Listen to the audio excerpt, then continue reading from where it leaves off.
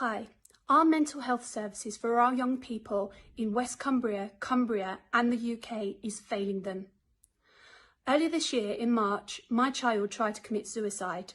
She's also been self-harming, and the support we've had has been appalling. Today, I received a call from the school to say they couldn't look after her because she was suicidal. We came into A&E at 11 o'clock this morning. It is now 5 o'clock. They've called the crisis team 3 times and the crisis team have not been out.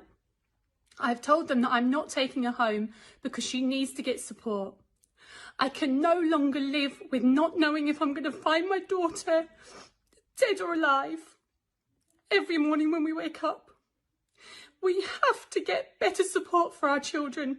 We have to get mental health workers helping our children. We have to get crisis team not waiting until a suicide attempt to help them. If they are thinking dark thoughts, they should be with them immediately. So please share this video, tag your stories. Let's get children's mental health on the agenda. There we have it. It's heartbreaking, Emma Jayne, isn't it? I know that your daughter is recovering, you hope, fully. But did you feel that you'd been completely let down that first day? Oh, absolutely. It was our second time at dealing with the crisis team, having had her have an attempt on her life back in March. And the video was the most recent case when we went to hospital.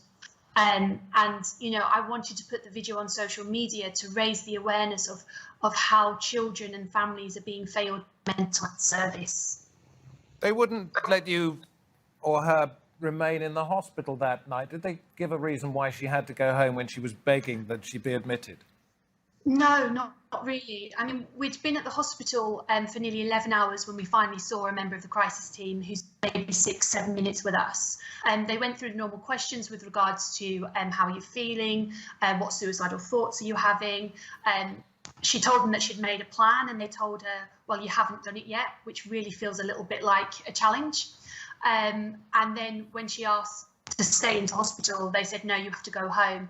And she said, but I feel safe here. I feel safe with doctors and nurses. I can't guarantee if I go home, I won't take my life. And she was crying at this point, really, really upset. I started crying and saying, look, I can't take her home. I haven't for 2 days.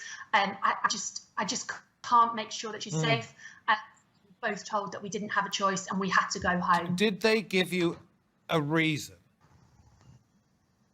No, just that the hospital doesn't offer that service. So that our hospital staff, the nurses, the doctors were absolutely fantastic. They looked after us really, really well.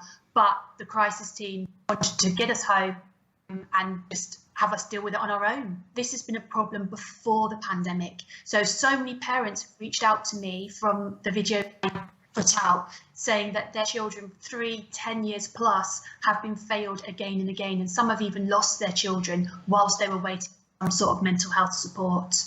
So, and this is what she says: I have got a condition that could kill me tomorrow and I just get sent home.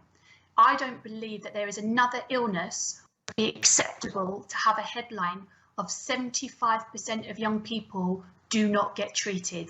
I cannot imagine that we would accept 75% of children with cancer, 75% of children with diabetes. Why is it different? And why are we talking about mental health as something that doesn't kill people, that doesn't make them really, really poorly? I think that we need to use this to raise awareness and make people aware of just how important it is that mental health is treated. Well, you've had several thousand views of your video. I know you've had a lot of people getting in touch with you. Thank goodness for the conversations that people are having worldwide, and we thank you for taking part in ours.